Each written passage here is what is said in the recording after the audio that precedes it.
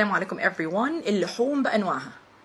If you are an omnivore, omnivores هي الناس اللي بتاكل كل أنواع اللحوم، لحم الحيوان، لحم الطيور، لحم الأسماك.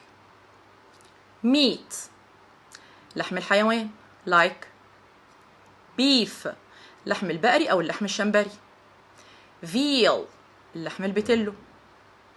mutton or lamb لحم الخروف، اللحم الضاني. pork or ham لحم الخنزير.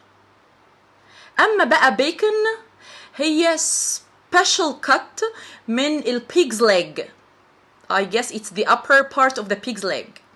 بيعملوا منها لحم بيقول عليه مقدد اللي هو زي البسطرمة عندنا كده. وطبعا the ethnic and the most popular breakfast في أمريكا bacon and eggs. poultry لحم الطيور. turkey like turkey لحم الرومي أو الديك الرومي.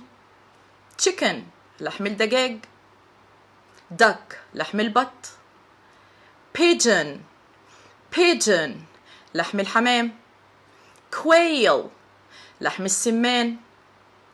في نوع لحم اسمه game meat، دي اللحوم اللي في ناس بتصطادها بيبقوا wild animals not domesticated زي الالك والموس والغزلان.